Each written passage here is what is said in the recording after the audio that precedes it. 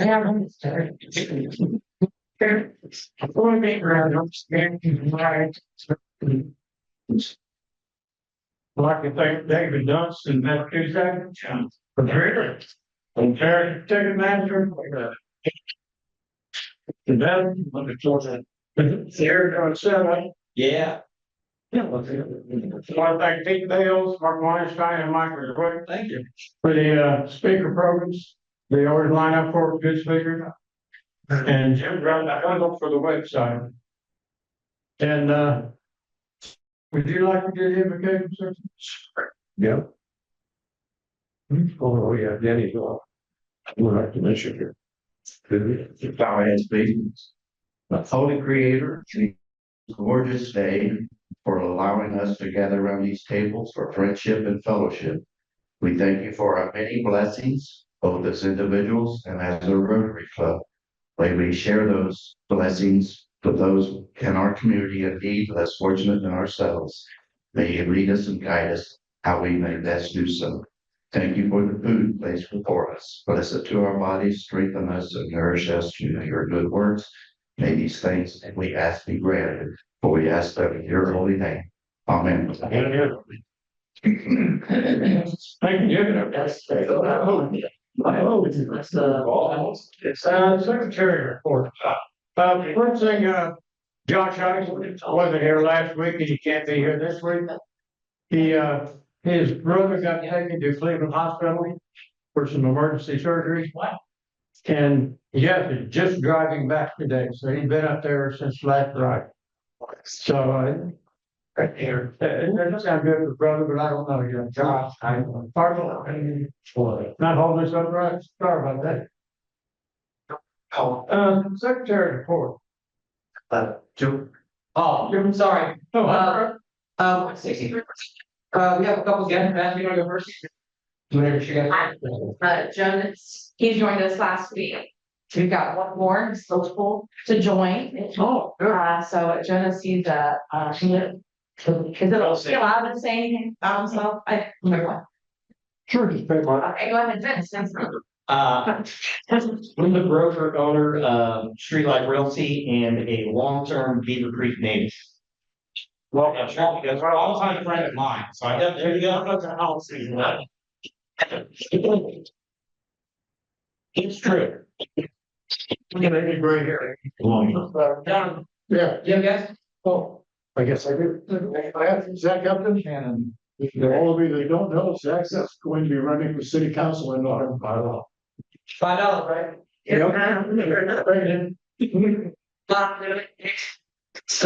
Nathan Brown, he is a sophomore at UK.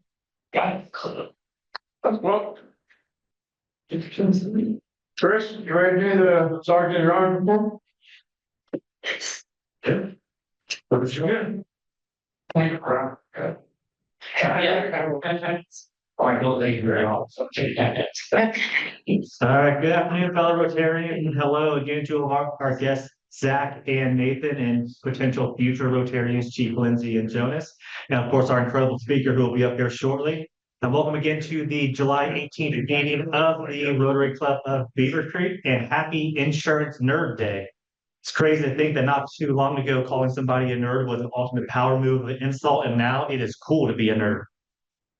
Now, before I jump into my report, I do have some huge news to announce. Only 1 week into David's presidential run here, the picture of some guy white shorts got more likes than any of the Joe Jenkins pictures from last season. So, that's all the guys you thrown in jail. Thank you.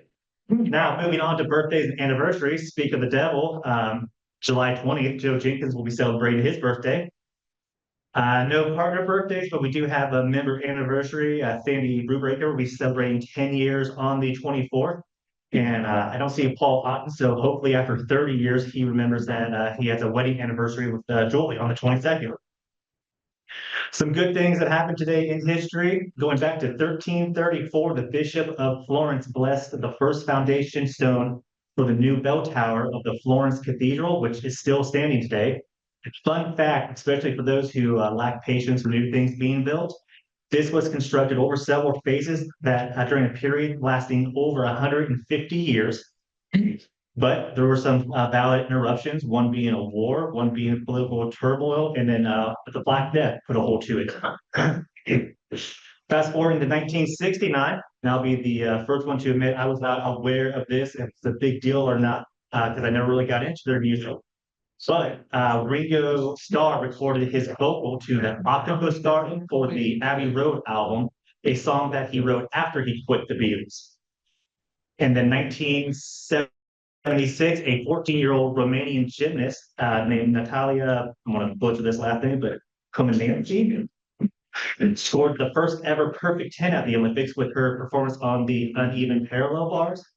If that was not good enough, she went on to earn 7 more perfect scores, 3 gold medals, a silver and a bronze, all in gymnastics.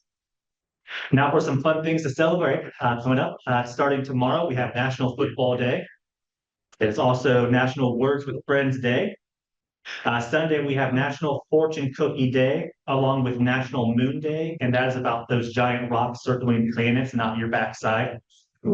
Monday is a day that shows that literally anything can be a national holiday if you want it to be, because Monday is Invite an Alien to Live with You Day and Take a Monkey to Lunch Day.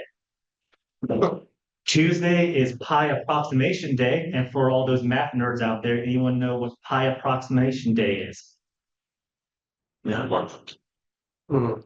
So if you flip around the date of 722, you have the fraction 22/7, which is the closest fraction to pi.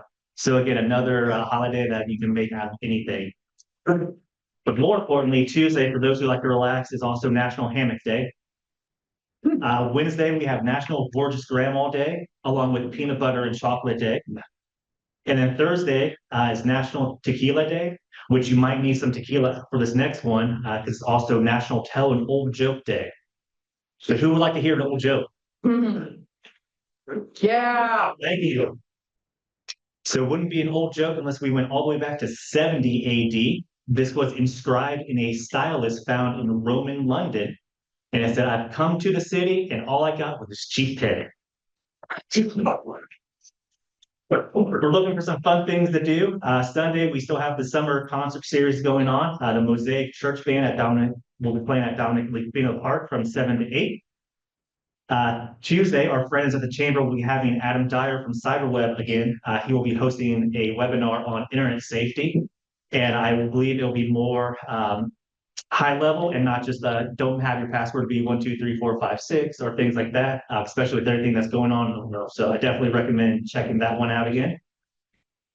Some things that I've learned this past week. In Oklahoma, they will have a new law that takes effect November 1st of this year that will allow live roosters to fight robots, as long as the roosters do not get hurt. In related news, and somehow this is now sold out, there was and might be, again, in the future, a toothpaste with the unique flavor of KFC chicken. The minor league team Reno Aces had Alex the Great throw out the first pitch. Now, Tom, do you know who Alex the Great is? Oh, all right. Alex the Great is a rescue bunny that has turned into a therapy animal. So if you want to see a bunny rabbit throw out the first pitch, look them up. And then the largest black hole merger was recently observed. There was a lot of scientific sounding words that sounded made up, but it had something to do with two spinning about 400,000 times the speed of Earth. There was a collision, some gravitational waves, and it's about it being 200 times the size of our sun. But luckily, it's about 2 to 13 billion light years away. And then there is an ancient settlement that is now open to the public that has 18 buildings and a town center over in Peru that is roughly 3,800 years old. So if you want to take a trip to see something pretty old, that'd be a good one to check out. And then since my algorithm went into space mode, an ancient moon rock that fell to the Earth and made it in Africa is rewriting what we know about lunar volcanoes. A 35 billion year old rock shows that there was volcanic activity on our moon. Now our favorite part, moving on to today's fines. If you're not wearing your badge, that'll be $1. If you're late, that's $1. If you did not listen to the Beatles back in the day, that'll be $1. If you have ever played or if you're still playing Words with Friends, that's $1. And then if you've ever made a life decision based off of a fortune cookie, that'll be $1. And then lastly, before Dave comes up here, a little food for thought to get our meeting off the way. There once were kids who got laughed at for staying in recess to build robots, solve math problems, or to finish a fantasy novel. Now they're the ones designing apps that you can't stop using, launching rockets into space, and turning those same stories into billion-dollar blockbusters. Turns out being different wasn't weird, it's the beginning of greatness. So what makes them and you different is what made the difference. Never hide the parts of you that don't fit. They may be the very reason you thrive.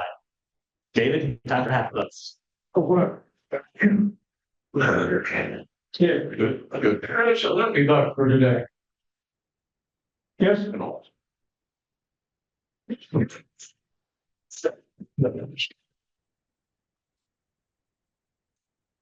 I won't be here next week, so everybody celebrate.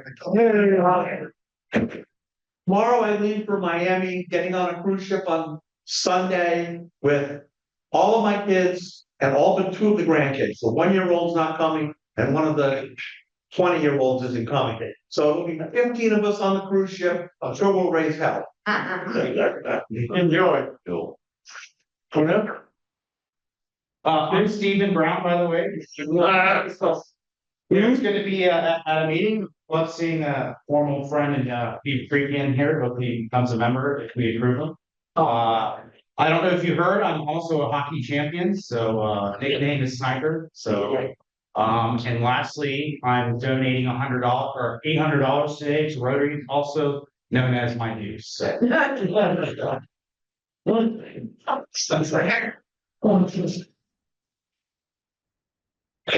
have a new Army family, Charleston June Bucci was born last Saturday. Oh, right, like. Mom and baby doing well? Yes, sir. That's good to hear. Ticket drawing.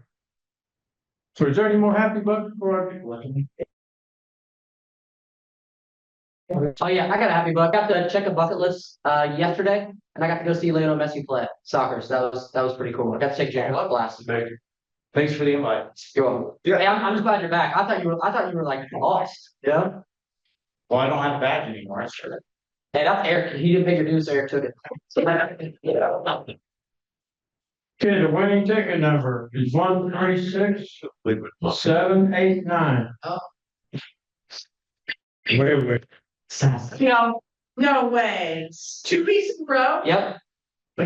Twice an arm's length. It's true. Something like $20 in the kitty, it's not a big deal. How much is in there this week, Eric? $20. No. More. Yeah. It hasn't brought it. What is that? Joker. Here's how much. It's fine. 5 rows? Oh, right. Hey. 5 rows. Yeah. David? No, Senator. 5 minutes. Go to 5 minutes. 5 minutes. Try that, that's all good, that's very nice. Yeah. Is there any announcements, we brought? Yeah, Vale's, his brother Josh just opened a business called Rest of Pros. They're having an open house and ribbon cutting this afternoon at 2:00. And it's an 838 distribution drive, it's the big Zinga and distribution drive there across from Beavercreek. So keeps it, invite everybody who wants to come. Oh, that sounds good. Okay, our next speaker is Tom Nichols, voice of the Dayton Dragons. And we have Michael Zwick, introduce him.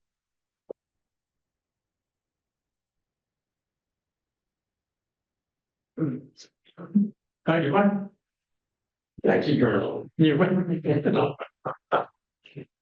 Tom and I were talking about how many years he's been coming here. And he said 10, and I'm thinking longer. So I call him a true friend of Rotary, and we applaud you for that. Um.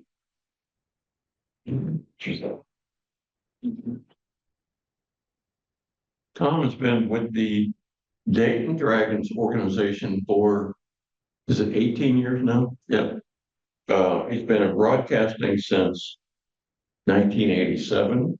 And for being 45 years old, that's pretty cool.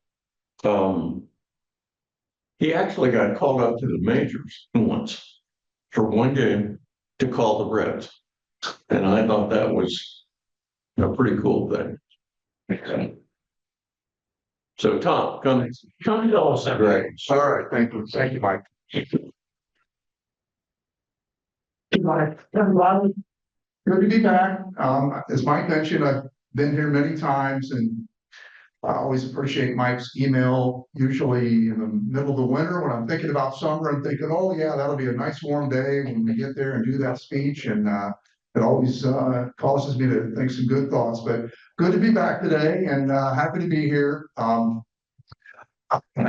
saw my photo up on the screen here and I realized how much more gray hair I have. And I think a lot of that's directly traceable. If you've seen our record this year, it's been a gray hair type of year for us. We've, as a broadcaster, you're the biggest fan of the team. Your whole evening sort of hinges on giving good news or bad news to listeners and viewers. And you like to give good news and make everybody happy. And the parents of the players who are watching, make them happy, but sometimes you got to tell the parents of the players, your son struck out with the bases loaded. So that's the way it goes sometimes. That's baseball for you. And this year's been a down year for us on the field. That happens in minor league baseball sometimes. I just talked to somebody the other day about how if it's college football or college basketball and you get a good group, they're going to be with you usually for 2, 3, 4 years maybe, and you can stay strong for a while. That's the way it works. If you're University of Alabama football, you can be strong every year, but you've got a constant supply of quality players. But minor league baseball doesn't really work that way. You get a guy and he does well, and 2 months later he's in Chattanooga at the AA team. So and you've got to replace him with somebody coming up from a lower level. You don't know what he's going to do. But that's the way minor league baseball works. We'd had a winning record for 4 years in a row, which was kind of amazing because we have had some, obviously it's a new team every year. This year it caught up to us. We're not going to have a winning record this year unless we have an absolute miracle finish, because I think we're 29 games under 500 right now with about 44 games to go. So do some math on that. You'd figure out we'd probably have to go about 35-9 or something. I wouldn't even quite do it, I guess, but it's not going to happen probably. But I'll talk about some other things that go on at the ballpark. It's obviously not all about winning and losing, not even close. So, but let me tell you a little bit about myself. First of all, I have been here many times, but I grew up in Muncie, Indiana, during the era of the Big Red Machine. Many of you remember that time period. Johnny Bench and Joe Morgan and Pete Rose and Ken Griffey Sr. and George Foster and the manager was Sparky Anderson. That was the era I grew up in. I grew up in a sports family. My dad was a big slow pitch softball player. Maybe some of you can remember back in the day when slow pitch softball was real popular and there were traveling teams that would move around and play teams from different eras. There was actually, some of you might remember, does anybody remember this guy? They called him Eddie and his court. Oh, does anybody remember? Okay, yes. He was a guy, you remember what made him unique? He only had he would come to each city, right, with just a pitcher, catcher, and I think a first baseman and maybe one player out in the field, and he would play the best team in that city. And his team would travel around all throughout the Midwest and go into a town and they would play the best softball team in that town. And they would usually win because he was such a great pitcher. He would throw the ball behind his back and through his legs, and no one could really hit him. And if they did hit him, they'd hit it slowly enough that one of his players could get there. And that was back in probably I'm going to say late 60s is when I remember him. And that was the sort of the sports era I grew up in. And I grew up listening to Marty Brennaman and Joe Nuxall. And if you're a baseball fan at all, you've done that a time or two. And back in my day, in my neighborhood, The Reds were so popular in the seventies that you could actually ride your bike around our subdivision and you would hear the echo of Marty and Joe all over the neighborhood because one guy would be sitting out on his front porch listening to the Reds game on the radio. And of course, in those days, there were only maybe 15 games a year on television. So you listen to the games on the radio, the world's changed obviously a lot. And so you'd ride around the neighborhood on your bike as a teenage kid and you'd hear the game, one guy, and then you'd go a few houses down and somebody else would be doing the same thing. You could really hear that echo all over the neighborhood. So at one point, I decided maybe I think it was around the fourth grade that what I wanted to really do was become a baseball broadcaster. And everything I did after that point, I went to college to do that. While I was in college, I called high school baseball station in my home area. And out of college, got a job with the Indianapolis Indians, which was the closest team to where I grew up, and worked there for 2 years and then just sort of made my way. And I was actually in minor league baseball as a broadcaster for 20 years before I even made my way to Dayton. I had worked for teams all over the US, and I finally decided at some point I just wanted to get back close to my family. And this Dayton job came up, and supposedly there were like 100 broadcasters that have applied for it, and I was lucky enough that they picked me. And I've been here now 18 years with the Dayton Dragons. That's sort of my history with the team. It's been a great run for me. As Mike mentioned, I've got to do some games with the Reds. I actually got to do a spring training game this year with the Reds. And I have had a chance to do a little bit of work. And I actually did a game with Marty, who I, again, grew up listening to, and got to do a game with Marty Brenneman down in Cincinnati, Great American Ballpark, back in 2018 before he retired. I think his last year with the Reds might have been 19, and that was right before he retired. But 20 years with the Dragons, 18 years with the Dragons, 38 years in the minor leagues. I'm a couple of years away from my 5,000th game as a broadcaster. I still have about 2 years to go. We play 132 games a year, and I take a lot of pride in trying to do every game. Some people that I've met and known throughout my life have not always been fans of me taking that attitude. Girlfriends that have come along and so forth. I've said, I don't miss games. We play 132 games. I'm doing every one of them. Take me or leave me. That's the way it's going to be. Sometimes they said, I'll leave you. And we just actually had a 3-game series. And again, the majority of my years, I've done every game. Rarely have I've gone whole decades without missing one game at times. But this particular summer, I had to miss 3 games in a row. My niece, who's the closest thing to a daughter I'll ever have, got married down in North Carolina. And I said, well, I'm going to have to draw the line on this one. It's going to have to be 3 missed games. So I drove my dad and sister down there, and it was in Asheville, which is really hard to get to by plane. So we just drove down, and we could have connected a couple different ways, and it would have taken probably even longer to get there than driving down. So that was what happened. So again, I'm coming up on 5,000 here in a couple of years if I can hang in there that long. This is the Dragons' 25th year. If you've some of you, was anybody around and remember when the stadium was going up originally? A few of you do. Good to see that. It was kind of I won't say controversial, but maybe there were different opinions on how well the team would do. A gentleman who's become a very close friend of mine and actually a neighbor of mine in Englewood, where I live, is the longtime writer with the Dayton Daily News, Cal McCoy, that covered the Reds. Maybe you've had him out here as a speaker at some point. He'd be a great speaker if you haven't, Mike. I think he'd do it. He wrote an article as the Dragons were about to begin that said this team will never make it. He said, why would anybody go to a minor league game when there's a major league game an hour down the road, and all these other objections? There's no parking and this and that. And about 10 years ago, Hal retracted that story after some like 23 years after he wrote it. the team, as you know, has done quite well in terms of the things that we try to measure ourselves by.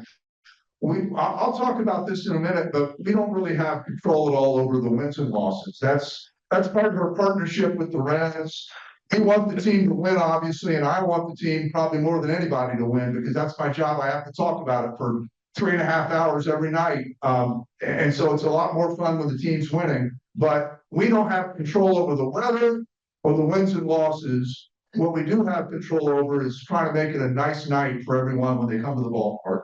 And that's what we try to do for 25 years. Attendance wise, we have been at the top of our level every year. We're classified as a single A team, and we've led single A baseball in attendance every single year, all 25 years. In fact, we've been near the top in all levels of the minor leagues. Minor League Baseball has 4 levels. Rookie, single A, double A, triple A. We finished last year. We finished number 3 in all the minors. There were 2 teams ahead of us. One was the team I once worked for in Indianapolis. But again, oftentimes the teams that have been ahead of us have been in much larger markets, or maybe even like Indianapolis is a major league market in football and basketball. They've got the Colts and the Beavers. That's a million population base right there with a stadium that holds about 10 or 15,000 people. So we probably would outdraw them on a Tuesday night, but they would probably catch up with us on a Saturday night because their stadium holds so many more people. But we've done really well, and the reason I believe has been our commitment to family entertainment and just the community involvement overall. If you've been to a game, and I talk about family entertainment, you know what I'm talking about. The goal of the Dragons is always to entertain everyone. If you're a big baseball fan like me, and you enjoy the game, and you look to the players and try to predict which player is going to be the next Joey Votto, or even you saw Joey Votto and wondered if he'd ever become a great player, because he did come through the Dragons for 2 seasons, actually. That's fine if you like to take it that seriously, but most people actually, of course, aren't quite that into it, aren't as into it as I am as the broadcaster, but we want to be able to entertain everybody. So if you come to a game one night and someone says, when you go home, hey, what'd you do last night? I went over to a Dayton Dragons game. Oh, really? Who won? I don't know, but I still had a great time. That's the whole idea there. And that's what we try to do. We look to create that Disney type of atmosphere of the ballpark with our mascots and our skits and our sing-alongs and our contests. Baseball is a perfect sport for this because roughly every 8 minutes, one team will record 3 outs. The team out in the field will run the dugout to bat. The team in the dugout will go to the field. There's a 90-second break as the pitcher takes his 8 warm-up pitches. When I'm on the radio, I take a commercial break, but if you're in the ballpark, you can't take a commercial break. So it gives us 90 seconds to do something fun on the field that our entertainment staff is practiced and rehearsed and chosen as a good, funny, enjoyable moment to give the fans. And that's their job each night, is that every 8 minutes, 90 seconds, and they do something on the field. We just actually introduced a new mascot for the first time in years, back in April, called him Blaze. It's kind of a combination, not really, our 2 main mascots are actually dragons. This person's just a critter of some sort. We don't really know what, but that's been a big addition for us. And they've gotten good at this. That's a whole department for us, entertainment staff. You could be someone who had a grandchild or a child that wasn't necessarily a big sports fan. We've actually had a number of Beavercreek residents on our entertainment staff. In fact, a few years ago, our director of entertainment was a Beavercreek person. A couple of them have been from here, and that's been a connection we've had. You don't have to be a big baseball fan to have a connection with the Dragons. And one of the things we do, maybe you've seen this, it's my favorite one. of all the skits and the contests and the sing-alongs. We called it our toddler race. Have any of you ever seen the toddler race? We'll bring 3 out of the audience with their moms and set up a little track, maybe about half as far as from myself to Mike. And the goal is crawl to mom. We try to pick toddlers who can walk well, but can't quite walk yet. Because if they can walk, it turns into a short race. But the toddlers will have their own race. There's 3 of them. Again, the winner is the one that gets to mom first. And usually one of the 3 will jump out ahead of the other 2. And the fans will kind of be on the edge of their seats. And all of a sudden, he or she starts interacting with one of the other toddlers, or something shiny caught his eye. And the fans are saying, no, you're going the wrong way. He forgot about mom for a minute. And actually, one of the 3 will get to mom. He won't know why, but it'll get really loud in the ballpark. And someday his mom can explain to him or her, you got your first career standing ovation from 8,000 fans at a Dayton Dragons game for winning the toddler race. That's really what Dragons baseball is all about. Along with that would be our community involvement. And as the years have gone by, we've really sort of honed in on this, and it's become a big trademark for us. It really started out, I think, in my early years with the Dragons, it was mostly just based on the military, and we still do these hometown heroes nights where we honor members of the military, or veteran salutes where we honor a retired member of the military. But we've added a lot of things to it, things like, high school baseball at the ballpark is a community event. I know Beavercreek High School has been a part of that many times over the years. The local high schools get a chance to play on our field every spring. We've got something called Community All-Stars, where we bring a member of the community out and honor them in front of the fans and read their story, play maybe a little video. If they've done something that's made them a community all-star, maybe they've pulled someone from a burning vehicle and saved their life, or maybe they just had a charity that they've operated that's done some good things for a lot of people, and it's a chance to get some recognition for someone like that. That's something we've done. We have a fire night every season where we honor the police and the fire department and the first responders.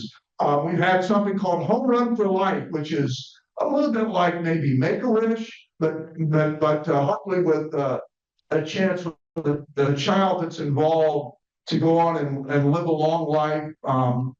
These are not terminally ill children. These are kids who battle some type of a major medical condition or illness, and we'll stop the game at the end of the 3rd inning, and the child will take a lap around the bases, get a high five from all the players, and then an ovation from the fans, and we'll tell their story. And it's a chance for that child and their families also to feel special for at least one night and get some recognition. All these things are really trademarks of the Dragons. So if we do have like the season, and I look back to last year, we got the same. In baseball, we call the manager. In other sports, he's called the head coach. Same guys we had last year. He didn't forget how to coach. He took us to the playoffs last year. We finished first place. This year, everybody's wondering what's wrong with you. Your team's in last place. Well, you can't take a team that doesn't have talent and make it into a first place team. And that's what people are starting to see. And it's just one of those things. Like I said, you have great players come through, they play well, they move up. You replace them with new players, sometimes they're not as good. That's the way it goes. And we're feeling that now, and that's the way the season's gone. But we have had over our history, of course, many great players. Some of the most famous that fans remember would be Joey Votto, former National League Most Valuable Player, actually spent 2 years with the Dragons. His first year was somewhat of a failure. And I speak to our team every year, the first day they get into town. And I tell them, if things don't go as well for you, stay in there, hang in there, don't give up, because Joey Votto actually spent 2 years with the Dragons. The first year he was not a good player. He came back the second year much better, and then eventually became an all-star in the major leagues. We've also had, as the years have gone by, players like Adam Dunn and Todd Frazier and Billy Hamilton, Jesse Winker, these guys have all gone. Jay Bruce become star players for the Reds. And right now their team includes a number of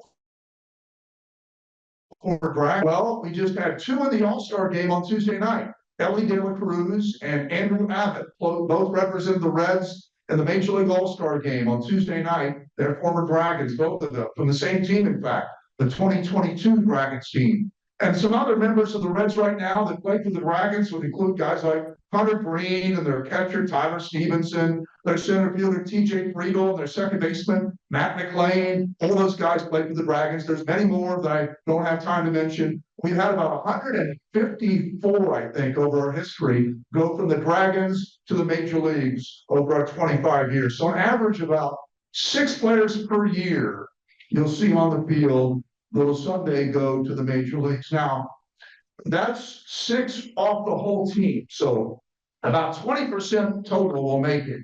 And I was just telling somebody yesterday, the key to winning in minor league baseball, everybody's got some guys that are someday going to play in the major leagues. Every team you see at our ballpark, at Dayer Ballpark, every team you see, our team and the opponent has guys who are going to go to the major leagues. The key to winning is that other 80%, because there's 2 kinds of guys in that other 80%.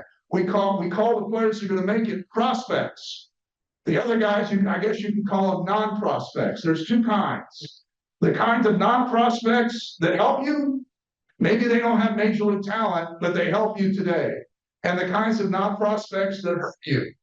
We've had too many in the second category this year, but that's the way it goes again sometimes. By the way, I was going to mention, because we're in Beavercreek, there was a list that came out in the last 2 or 3 days on Facebook. I think Lance McAllister is a friend of mine from WLW, the sports talk host, put this out, and he created a list of players from the Dayton area and a separate list of players from the Cincinnati area that had played in the Major League All-Star game.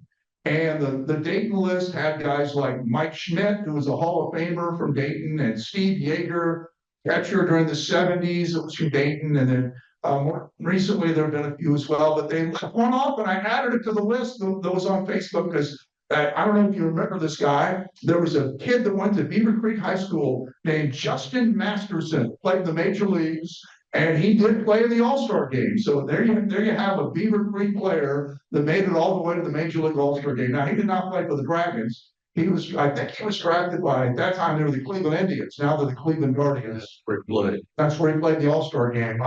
So I'm pretty sure he was a military family because I think he was born overseas in a military family and then settled here. But that's a nice honor to have. But lastly, before I go, we're doing okay on time here. I'll take some questions, but just a quick little refresher on the question that most fans don't really understand, but I'll take you through it. And that is the partnership we have with the Reds. So the Dragons and the Reds are 2 different companies. They're both owned by different groups. The Reds are owned by a group that's led by the Castellini family.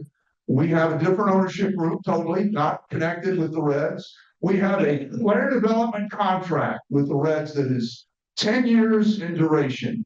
And it will probably extend for another 10 years. And then after that, 10 more. That's our expectation. That's always been the case here. By rule, when the Dayton market was opened up for professional baseball, which is a whole other story there, that if you go back, this market went roughly 50 years without minor league baseball.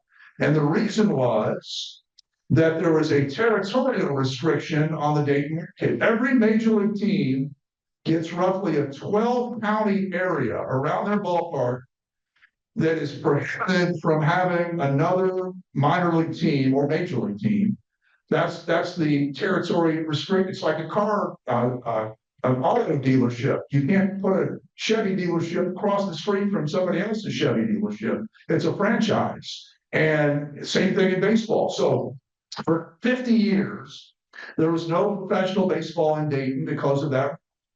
And somewhere in 1999, some discussions took place about building a ballpark, and the Reds agreed, at that time their owner was Mark Schott, to lift the territorial restriction on the Dayton market under the condition that if there would be a team here, it would always be a it would always be a Reds farm club. So unlike other teams that could go so many years with, say, the Cubs and then moved over to the Yankees, and then maybe your partnership after that would be the Atlanta Braves, that was never going to happen here. By rule, it had to be a Reds farm club based on the fact that they lifted the territorial restriction on the Dayton market, which they didn't have to do. They chose to do that. So it's always been a Reds farm club. Our relationship with them has always been good. They supply them as part of the partnership. They supply the players. We run the event. So we do everything surrounding the event. That means maintaining the ballpark. That means having hotels for the team on the road. That means having a team bus. That means all the employees, all the marketing and advertising, all the ticket sales, everything that goes into the event falls on us. They're part of the partnership is they provide the players and the coaches. That's what they do. So we don't have any control at all over the coaching staff or the players at all. We do not have any say-so or a vote on whether certain players should be playing or somebody else should be playing in his place, or somebody should be moved down a level or just put on the bench and not play. We don't have a vote. We don't express an opinion. I might on the radio a little bit, but the team as a whole doesn't have a vote or a say-so in any of that. So where does this come from? Well, we just had the draft this week. The Reds have about 30 full-time scouts. Each scout is given a territory. And an example of a scout's territory might be the states of Michigan, Ohio, and Indiana. One scout would have those three states. So every night throughout the baseball season, that scout is going to be at a game somewhere, whether it's Ohio State, Kent State, or Notre Dame, Michigan State, or a high school. There's a great high school player who'll be out, and he will provide a grade on every single player that he sees that he considers to be a possible draft choice. It all goes back to Cincinnati. All of their scouts do this in their territory, and they develop this enormous database of amateur players who are eligible for the draft. To be eligible for the draft, you've got to be either a high school senior or a junior college player or a college junior or senior. So if you're a high school senior, for example, and you enter college, you can't be drafted until after your junior year. So that's the way it works. So the Reds will have this enormous database of players. And every July, we just had it Saturday or Sunday and Monday of this 4 days ago, they have the draft. The Reds get 20 picks. They took their 20 players. And those players then enter the farm system. They start at the bottom level, which is called rookie. Those players play out in Goodyear, Arizona at the spring training site. They play there. They do well there. They move up to Daytona Beach, Florida. That's lower single A. If you do well in Daytona, you move to Dayton, which is high A. If you do well in Dayton, you move to Chattanooga, which is double A, Chattanooga, Tennessee. If you do well in Chattanooga, you move to Louisville, which is triple A. If you do well in triple A, you move on to the Reds. Only about 20% of our guys will see a day in the major leagues, but we don't know who the 20% are. They all feel like they're going to be that guy, and they've all got that chance. Okay, any questions at all about anything I've talked about or not talked about today? Yes, sir? The two top guys that run everything, Yeah. Eric and Bob Murphy? yeah, they've been there since the first They year. have, before the first game, Bob was in charge. Yeah. Eric was an intern at that time, Oh. and he made his way up to basically the number 2 guy in the company. And Right. and those two, along with Brandy Pinal is our assistant general manager. She's a really bright lady. She's been there since about 05 or 06, maybe. She's been there longer than I have. And then John Wallace is our operations director from the very beginning. We've got a handful, maybe 6 or so that have been there for as long as I have or longer, which is, again, I've been there 18 years. So yes, Bob was the one who, the smartest thing he probably did was he understood that the target market for our brand would be families, not necessarily baseball fans. If he'd done everything just to go after baseball fans, Hal McCoy would have been right. It wouldn't have made it because there aren't enough. But he didn't do that. He chose to go and market the team to kids and families. And that was the smartest thing he ever did. He understood that. Yes. So from my understanding, didn't the Reds kind of follow that model after they saw the Dragons?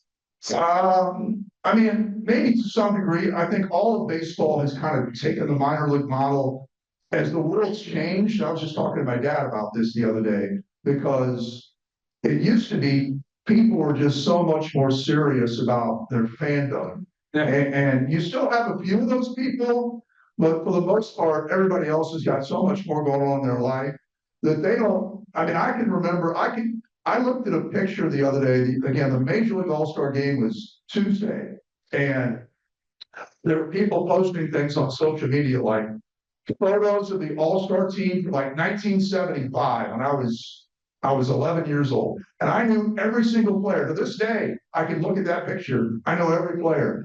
Could I do that for the 2025 All-Star game? There's guys I've never even heard of because just again, the world's changed. You just aren't. I had every baseball card in those days. You just don't. You can't do it anymore. Some of you would agree with me on that. When you were a kid, you knew all the players. Of course, that's part of getting older too, because you don't have quite the same memory skills. But that's the way it works. You still have your. I actually do. Don't break into my house and take me. It's there. It's still there. I got that. It's still to this day. Yes. So PSA spot. Yes, sir. Kind, Yes. or August 9th. August 9. August 9th is Rotary Night at the Dragon. Okay. Being like 145 members of Rotary and guests, like 105, 106. Would you please give us a mention on there? Absolutely. Of course. August 9. August 9th, it's a Saturday night. Yes, I'll do that. Yeah, that's good. Eric is a season ticket holder and has been for a long time since The word begin. the very beginning. All right. Here, Stan. Wow. Yes, ma'am. I'm not gonna get the name thing right, but like you sold out. So it's the sellout street. Yeah, Didn't mention it. it's still going. I don't really talk about it too much anymore because everybody, the sellout number is based on tickets sold, okay? So if we sell every ticket in the ballpark, it's a sellout. And that's what we do every night. But a Dragons ticket, it's not like you're talking about the Green Bay Packers where you spent $500 on that ticket. So if you bought that ticket, you're sure as heck going to the game, right? If you spent $500 on a ticket, you're going to the game. We don't have 100% or anywhere close to that occupancy. So people come in especially on a night where it might be 88 degrees with humidity and they see half the stadium empty and they go, how can this be a sellout? Well, it is a sellout because every seat was sold. Now that doesn't include, I think we have to hold back like 200 seats every night for the players and their families. So that number comes off the sellout number. If our attendance is over about, I think it's like 6,800 is the sellout number. And that's again, the number of tickets sold. So I didn't talk about it because it just opens up a can of worms and I've been talking about it for so many years, but we do still have, and I'm glad you mentioned it because it gives me a chance to explain that. We do have the all-time record by far for most consecutive sold-out games. When I say by far, meaning no one is ever going to catch us. We broke the record at 814 consecutive sold-out days in 2011, and our sellout streak now is at over 1,600. So nobody else has had even 900. So it would take years and years and years for another team to get to that number. So that's the way it goes. I did see a hand up. Okay, yes or no? Then I'll get to you. How do they attract their talent? How the players? Okay, so again, the Reds, they find those players. Did you hear discussion about having a scout that has a 3-state area. Okay, so he has, every scout will have an area and he will cover that area, and then there's a draft. So you get 20 selections every July, and those 20 players come into your system as players. And that's the way it works for all. It's the same for every team. So is there something about that you are curious about, or it sort of leads to another question? That's right. Whatever, say, they come to the Dragons. That's right. The scouts find the players, and then there is a person called the director of scouting, and his job is to actually make the draft picks. So when their turn comes up, he looks at his database. Of course, he plans this out in advance. They've got what you call a draft board, which shows in order and then as each guy gets taken, they just mark him off. So when it comes to their pick on the computer, they've got the highest rated player up next. That's the way it works. So that it actually is pretty quick as you go through the draft. I'll get to you. There was a question there. Yes. What percentage of the Dragons move up to AA? I never really figured that, but I would say probably maybe half will move up to AA at some point. We just moved a guy up today. And again, that was our best pitcher. So we lost him. And that's the way it works. That's minor league baseball. You have a guy and he does well, and he's gone. Sometimes it used to be, when I started doing this in the 80s, your roster at the beginning of the year was usually your roster for the whole year. And the next year, the guy would move up. So you'd stay at one city for a full season usually. That's not the way. I don't know if we've gotten more impatient or what as the years have gone by. But now teams, if a guy has 2 good months, he's a candidate to get moved up.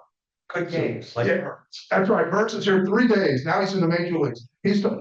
Eric's talking about the fact we started the season with a pitcher, and he pitched 3 games for us. And they moved him up to AA Chattanooga, and he pitched about 5 for them, and they moved him to AAA. And I think he made 2 starts maybe there, and then the Reds called him up, and he's now with the Reds. So he started the year with the Dragons, and now he's with the Reds. So there was another one over there. Yes. Just curious, are there any of the scouts that they use that have a better record? Sure that the Reds internally keep track of that. For me, it's just a sore spot right now because of what I've been watching all year. Like, you guys have been taking better players in the draft last year, but they do. It's a very, very organized process, and it's not like, we just round up somebody that called in and said, "Hey, I played high school baseball." "Oh, okay, why don't you come out and try out for the team?" There's no tryouts. You had to have played well at the college level, maybe in a good conference, like the top baseball conference is the SEC. It's actually stronger in baseball than the Big Ten. The further south you go, the better the quality of ball at the amateur level. The reason is they can play 12 months out of the year. So the number of players from Florida, Texas, Arizona, California far surpasses the number of players from Wisconsin, Minnesota, Michigan, et cetera. That's just a way of life. Yes. Family. Yes, you're in the majority.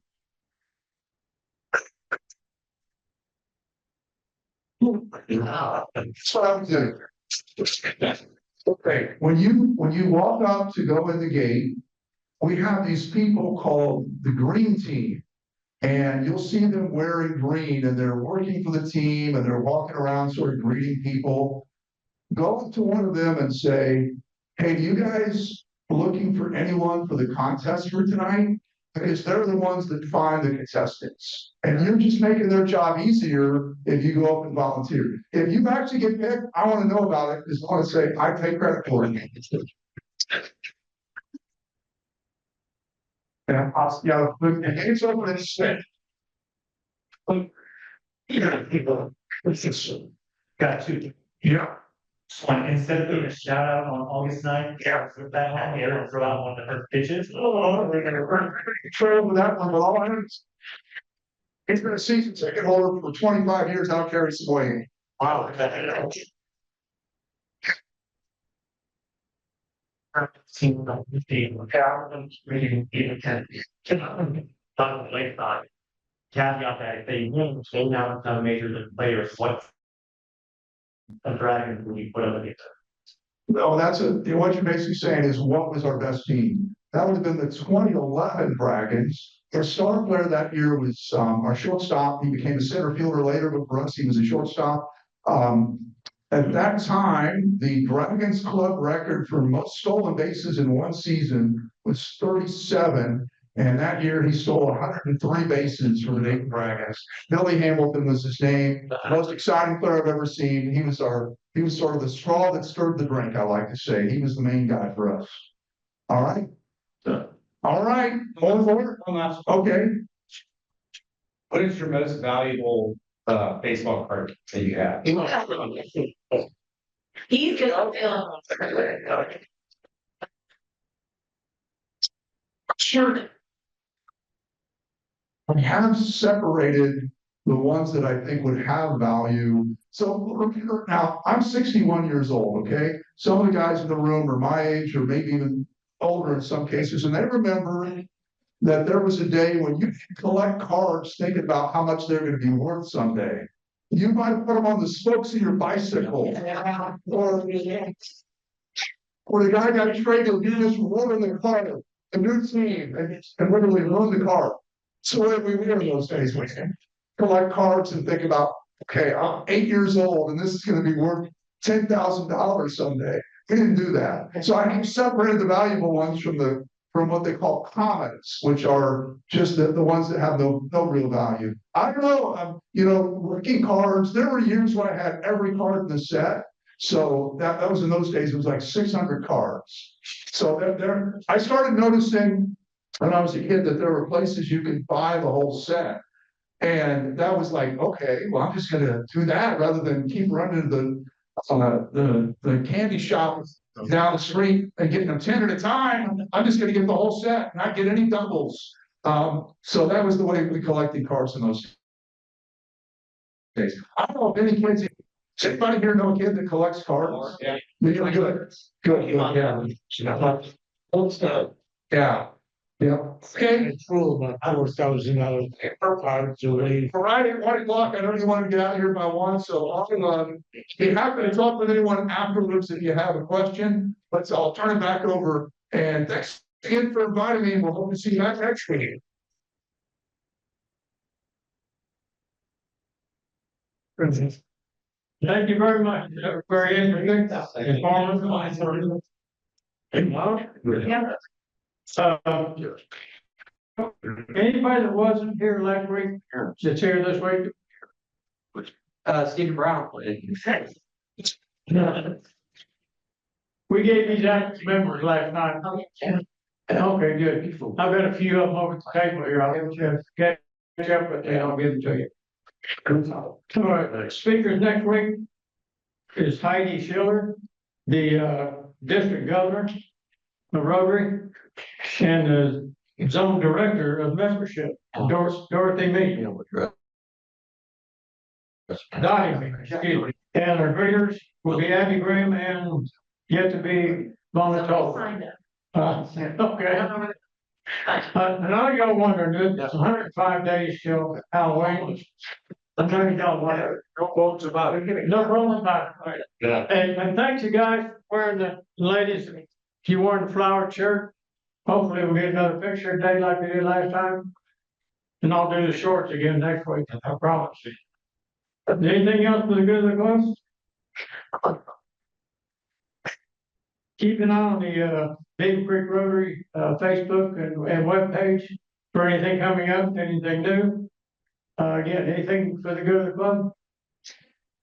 Well, Look. Oh, yeah, look. oh yeah. Oh, we did, Tom has already signed our book. Beth did an outstanding job as usual. Out of the park. Very fitting. And, we'll get a picture with Tom here in a minute. So, anything else? Everybody good? What? Y'all all right for pledge of allegiance? Hey. I pledge allegiance to the flag. Christ is prayer. And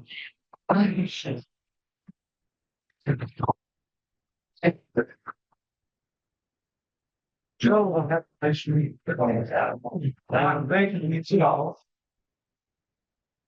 Yeah.